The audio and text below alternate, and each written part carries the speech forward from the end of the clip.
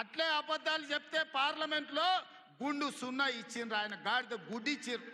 అయినా బుద్ధి మారలే. 14 నెలల నుంచి అంట ఆయన ఫామ్ హౌస్లో వండుకొని గంభీరంగా చూస్తుండ. ఎవరిని చూస్తున్నావా గంభీరంగా? అచ్చోసిన ఆంబోతులాక నీ కొడుకుని అల్లుని ఊరు మీద వదిలినావు. మైసమ్మ మన ఏంది జాంగిర్పీర్ల దర్గాకు వదిలిన మేకపోతులాక ఊరు మీద పడి మేస్తా ఉన్నారు నీ కొడుకు నీ అల్లుడు. మన జాంగిర్పీర్ల దర్గా కోసుకుంటాం కదా మనం, అట్లా జాంగిర్పీర్ల దర్గాను కూడా మోసం చేసిన 100 కోట్లు ఇస్తాను మా శంకర్ చెప్తున్నాడు. ఇవాళ రాజన్న సిరిసిల్ల ఆలయానికి 100 కోట్లు ఇస్తాను, ఆ దేవుణ్ణి మోసం చేసినాం. ఈడ దర్గాను మోసం చేసినాం. పాలమూరులో ప్రాజెక్టులు కడతా అని, పాలమూరు రంగారెడ్డి ఎత్తిపోతలు పూర్తి చేస్తా అని, కల్వకుర్తి, భీమా, నెట్టంపాడు, కోయిల్ సాగరు, జూరాల, ఆర్జీఎస్, తుమ్మిళ్ళ ప్రాజెక్టులను కడతా అని చెప్పి పాలమూరుకు మాట ఇచ్చి పాలమూరుని ఎండబెట్టి ఎగవేసిన దుర్మార్గుడివి నువ్వు ఈరోజు సంవత్సరం పూర్తి కాకముందే మా మీద వడేడుస్తురట. ఆయన కోసం ఎదురు చూస్తురట. ప్రజలందరూ బాధ పడుతురట. అయ్యా చంద్రశేఖరరావు గారు, 4 కోట్ల ప్రజలు ఎవ్వరు బాధపడతలేరు. రైతులకు రైతు భరోసా వచ్చింది, రైతులకు రైతు రుణమాఫీ జరిగింది, విద్యార్థులకు ఫీజు రియంబర్స్మెంట్ ఇచ్చినాం, రాజీవ్ ఆరోగ్యశ్రీ 10 లక్షలకు పెంచినాం, పేదలకు ఇండ్లల్లా 200 యూనిట్లు ఉచిత కరెంట్ ఇచ్చినాం, ఆడబిడ్డలకు 500 రూపాయలకే సిలిండర్ ఇచ్చినాం. అదేవిధంగా ఆడబిడ్డలకు ఆర్టీసీలో ఉచితంగా బస్సు ప్రయాణం ఇచ్చినాం. 120 కోట్ల మంది ఆడబిడ్డలు ఈరోజు తెలంగాణ రాష్ట్రంలో ఉచిత బస్సు ప్రయాణం చేస్తున్నారు. దానికి 4,000 కోట్ల రూపాయలు ఖర్చు పెట్టినాం. ఇవాళ 10,000 కోట్ల రూపాయలు రాబోయే మార్చి 31 లోపల రైతు భరోసా పథకం కింద పేదల ఖాతాలో వేస్తాం. ఉపాధి హామీ కూలీలకు కూడా ఇవాళ ప్రతి కుటుంబానికి 12,000 రూపాయలు ఇచ్చినాం. ఇదే కాదు, తెలంగాణ సమాజానికి నిరుద్యోగ సమస్య, అలాంటి నిరుద్యోగ సమస్యను పరిష్కరించడానికి మొదటి సంవత్సరంలోనే 55,143 ప్రభుత్వ ఉద్యోగాలు ఇచ్చి దేశంలోనే చరిత్ర సృష్టించిన రాష్ట్రం తెలంగాణ రాష్ట్రం. నువ్వు 10 ఏళ్ళు ఇవ్వలేని ఉద్యోగాలు మొదటి సంవత్సరంలోనే 55,143 ఉద్యోగాలు ఇచ్చిన చరిత్ర మాది. వీటన్నిటి మీద నీకు చిత్తశుద్ధి ఉంటే, నీ నాయకత్వం మీద నీకు నమ్మకం ఉంటే నువ్వు రా అసెంబ్లీలకు. ఈ వివరాలన్నీ అసెంబ్లీలో పెడతా, చర్చ చేద్దాం.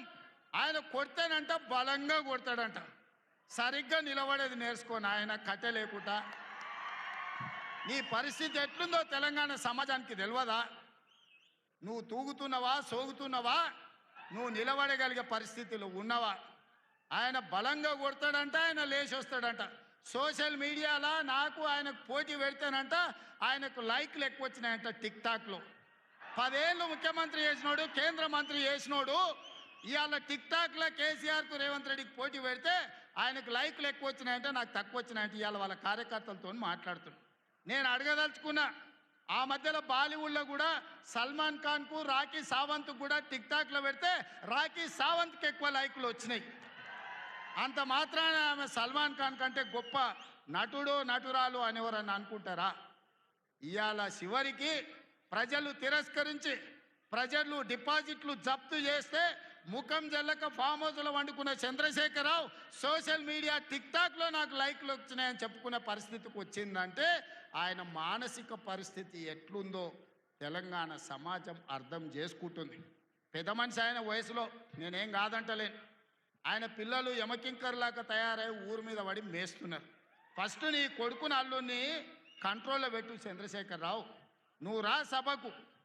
5 తారీఖు నాడో 6 తారీఖు నాడో స్పీకర్ గారు అనుమతి తీసుకొని ఏబిసిడి వర్గీకరణ మీద మా మాదిగ సోదరుల 35 ఏళ్ల పోరాటం, అదేవిధంగా 100 సంవత్సరాలు బ్రిటిషర్స్ ఉన్నప్పుడు కులగణన చేసిరు.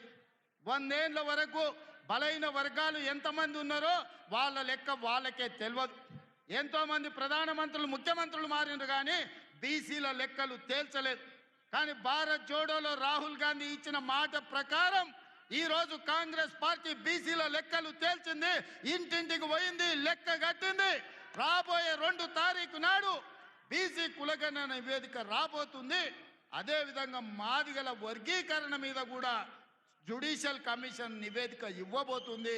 ఫిబ్రవరి మొదటి వారంలో అసెంబ్లీలో బీసీ కులగణన మీద, అదే విధంగా మాదిగల వర్గీకరణ మీద సభను పెట్టబోతున్నాం.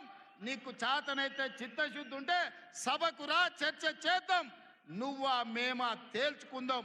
నీ ఫామ్ హౌస్లో నీ వంది మాగదులను, నీ భజన చేసేటోళ్లను నువ్వు వాళ్ళను జమేసుకొని వాళ్ళ ముందల పొంకనాలు కొట్టకు. చంద్రశేఖరరావు, నువ్వు కాలం జల్లిపోయిన 1000 రూపాయల నోటువే. ఆ నోటు పెట్టుకుంటే ఎవడైనా జైలుకే వెళ్తాడు. ఒకప్పుడు 1000 రూపాయలకు చాలా విలువ ఉండే 1000 నోటుకి. అవునా? 1000 నోట్లు ఉన్నాయంటే అని మునగాని కింద చూసేది. ఇప్పుడు 1000 నోట్ల రూపాయలు ఉన్నాయంటే తీసుకుపోయి బొక్కలు వేస్తారు. చంద్రశేఖరరావు గారు కూడా రద్దయిపోయిన 1000 రూపాయల నోటు. ఇంకా దానికి విలువ లేదు. తెలంగాణ సమాజంలో నిన్ను అడిగేటోళ్ళు లేరు. చంద్రశేఖరరావు, నువ్వు ఫామ్ హౌస్లు ఉండి ప్రజలతో నీకు బంధం తెగిపోయినట్టుంది. ప్రజలు ఏం ఆలోచన చేస్తున్నారో చూడు. రైతులకు రైతు భరోసా అందింది. ఇది నా జవాబు లెక్కల అసెంబ్లీలో చెప్తా. రైతులకు 21,000 కోట్ల రూపాయల రుణమాఫీ జరిగింది. రైతులకు వడ్ల కోసం 500 రూపాయల బోనస్ ఇచ్చినాం. రైతులకు వ్యవసాయానికి 24 గంటలు ఉచిత కరెంట్ ఇచ్చినాం. రైతులకు 200 యూనిట్లు ఇంట్లో ఇవాళ ఉచితంగా ఇస్తున్నాం. ఆడబిడ్డలకు బస్సు ఉచితం ఇచ్చినాం. ఆడబిడ్డలకు 500 రూపాయలకు సిలిండర్ ఇచ్చినాం.